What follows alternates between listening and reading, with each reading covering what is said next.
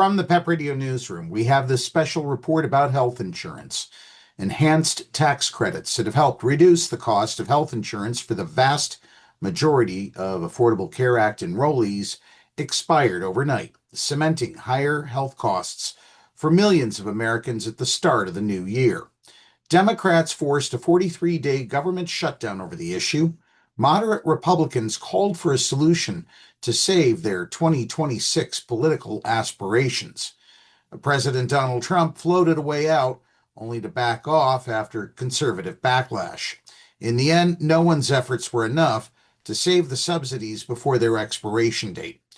A House vote expected in January could offer another chance, but success is far from guaranteed.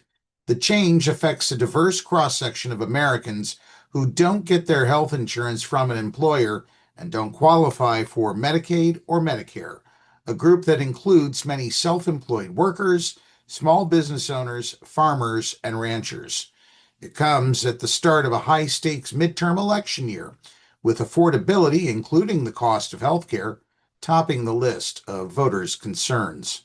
It really bothers me that the middle class has moved from a squeeze to a full suffocation, and they continue to just pile on and leave it up to us, said 37-year-old single mom Caitlin Provost, whose healthcare costs are set to jump.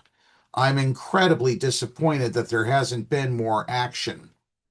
The expired subsidies were first given to Affordable Care Act enrollees in 2021 as a temporary measure to help Americans get through the COVID-19 pandemic.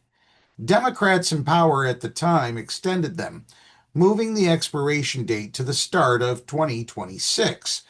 With the expanded subsidies, some lower-income enrollees received their health care with no premiums, and high earners paid no more than 8.5% of their income.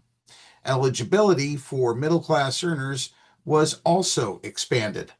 On average, the more than 20 million subsidized enrollees in the Affordable Care Act program are seeing their premium costs rise by 114% in 2026, according to an analysis by the healthcare research nonprofit KFF.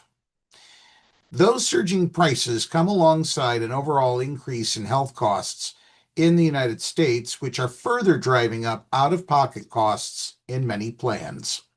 Some enrollees, like Salt Lake City freelance filmmaker and adjunct professor Stan Clausen, have absorbed the extra expense. Clausen said he was paying just under $350 a month for his premiums last year, a number that will jump to nearly $500 a month this year. It's a strain for the 49-year-old, but one he's willing to take on because he needs health insurance as someone who lives with paralysis from a spinal cord injury. Others, like Provost, are dealing with steeper hikes. The Social Security worker's monthly premium payment is increasing from $85 a month to nearly $750. Health analysts have predicted the expiration of the subsidies will drive many of the 24 million total Affordable Care Act enrollees, especially younger and healthier Americans, to forego health insurance coverage altogether. Over time, that could make the program more expensive for the older, sicker population that remains.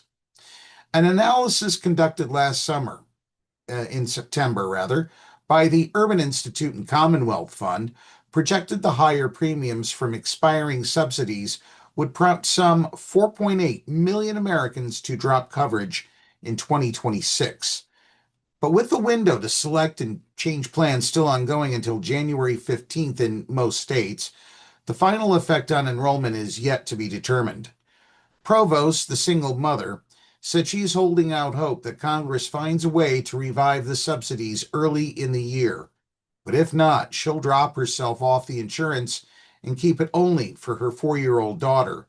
She can't afford to pay for both of their coverage at the current price. Last year, after Republicans cut more than $1 trillion in federal health care and food assistance with Trump's big tax and spending cuts bill, Democrats repeatedly called for the subsidies to be extended. But while some Republicans in power acknowledge the issue needs to be addressed, they refuse to put it to a vote until late in the year. In December, the Senate rejected two partisan health care bills, a Democratic pitch to extend the subsidies for 3 more years, and a Republican alternative that would have instead provided Americans with health savings accounts. In the House, 4 centrist Republicans broke with GOP leadership and joined forces with Democrats to force a vote that could come as soon as January on a 3-year extension of the tax credits. But with the Senate already having rejected such a plan, it's unclear whether it could get them enough momentum to pass. Meanwhile, Americans whose premiums are skyrocketing say lawmakers don't understand what it's really like to struggle to get by as health costs ratchet up with no relief. Many say they want the subsidies restored alongside broader reforms to make health care more affordable for all Americans. Both Republicans and Democrats have been saying for years, oh, we need to fix it. Then do it, said Chad Bruns, a 58-year-old Affordable Care Act enrollee in Wisconsin. They need to get to the root cause, and no political party ever does that. That's what we know for now. If you like our content, be sure to subscribe to our channel on YouTube. For more music, trivia games, poetry, and specialty programming, listen to PEP Radio and the Live 365 app, the PEP Radio page at paequality.com, Roku, and Alexa.